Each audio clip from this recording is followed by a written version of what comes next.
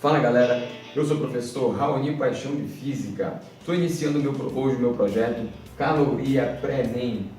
Esse projeto tem a intenção de levar a você algumas resoluções de exercício, alguns lembretes e algumas dicas para você arrebentar na sua prova, tá certo?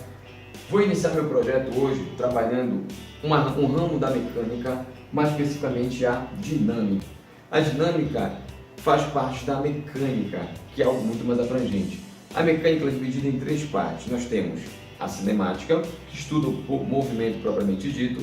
Nós temos a dinâmica, que faz relação da força entre corpos. E nós temos a estática, que estuda o equilíbrio desses corpos. Então, para começar, nós vamos determinar nossa dinâmica a partir de três leis, que são as três leis de Newton.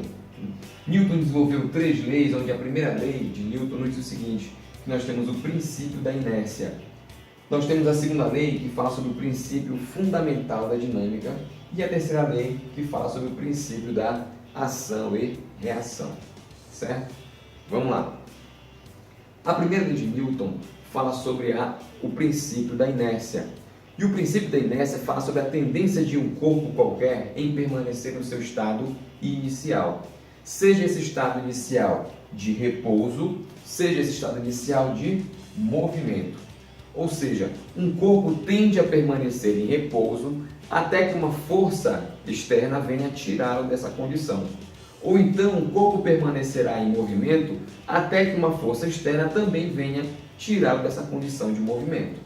Exemplo, se eu lanço um objeto no espaço, onde eu não tenho ação de forças, o que acontece? Esse corpo lançado no espaço permanecerá em velocidade constante, permanecerá em movimento, até que uma força externa venha tirá-lo dessa condição do movimento. Do contrário, esse movimento será perpétuo. Se eu tenho uma pedra no chão em repouso, essa pedra permanecerá em repouso eternamente, ou então até que uma força externa venha tirá-la dessa condição de repouso. Tudo bem? E a inércia relaciona com a massa. Quanto menor a massa, menor será a inércia, ou seja, menor será a tendência desse corpo em permanecer no seu estado inicial. Quanto maior a massa, maior será a inércia, ou seja, mais difícil vai ser eu tirar esse objeto, esse corpo, do seu estado inicial. A segunda lei de Newton é o princípio fundamental da dinâmica, ou seja, relaciona a força aplicada nos corpos. Para que eu tenha aplicação de força, eu preciso que um corpo exerça força em outro corpo, tá certo? Então, essa força aplicada no corpo vai provocar uma variação de velocidade. A força é uma grandeza vetorial. Para que eu defina essa força, a força vai ser o produto da massa pela sua variação de velocidade, ou seja, pela sua aceleração. Então, para eu definir a força, eu preciso definir o módulo dessa força, que é a quantidade, a intensidade dessa força. Eu preciso definir a direção, se ela é horizontal, se ela é vertical, diagonal. E eu preciso definir o sentido, se é da esquerda para a direita, da direita para a esquerda, de baixo para cima, de cima para baixo, enfim. Tá? Então, ou seja, definição da força, eu vou definir a partir da intensidade do módulo, direção e sentido. Eu tenho alguns instrumentos que podem medir essa força, mensurar a força. Ou seja, eu tenho o nosso dinamômetro, que é um instrumento de medição de força. Eu tenho a balança, que é um instrumento de medição de força. Nesse caso, a balança vai medir a força peso, a força que a Terra exerce sobre os corpos sob a influência da gravidade, tá certo? E a unidade que vai definir a força é o quilograma vezes metro por segundo ao quadrado, que em homenagem ao criador dessas leis vai ser chamada de Newton, tá ok? Força resultante. A força resultante nada mais é do que o resultado de todas as forças que atuam sobre um corpo, tudo bem? E nós temos as forças das mais diversas naturezas. Por exemplo, a força peso é a força exercida pela Terra, perfeito, sobre todos os corpos que estão sob a ação da gravidade. Eu tenho a força de atrito, que é uma força resistente, uma força que se opõe ao movimento. Eu tenho a força de tração, que é a força exercida por um fio, uma corda ou um cabo. Nós temos a força centrípeta.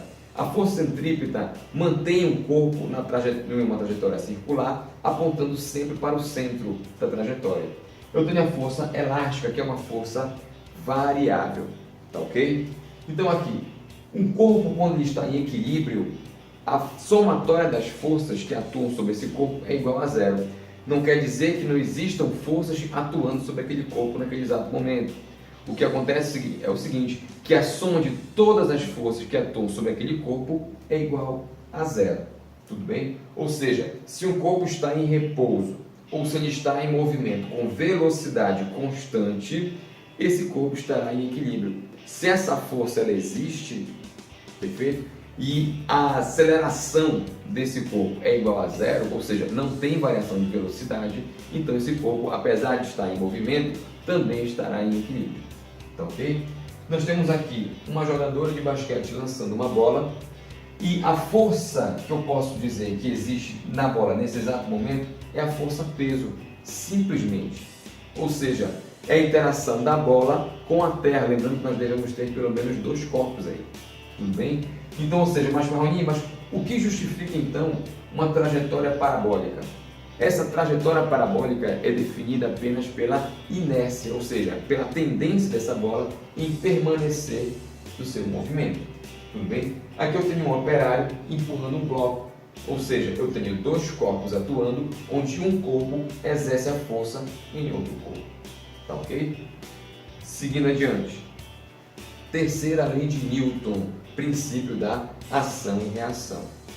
Toda ação precede uma reação de mesma intensidade, mesma direção, sentidos opostos e simultâneos.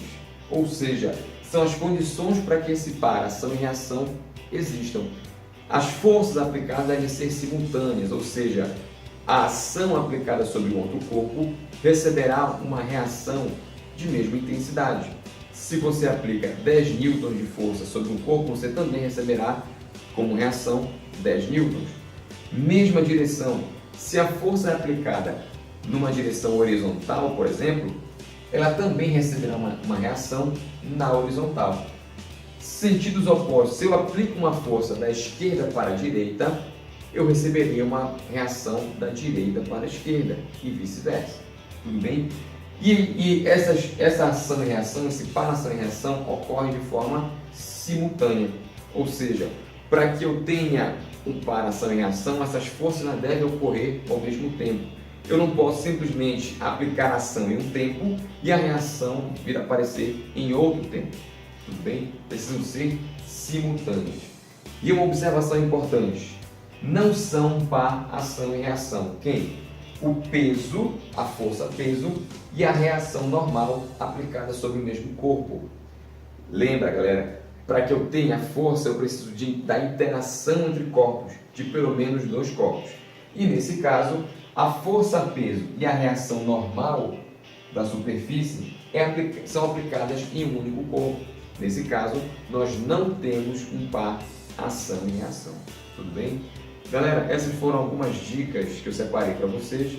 Então, nosso projeto continua. Obrigado.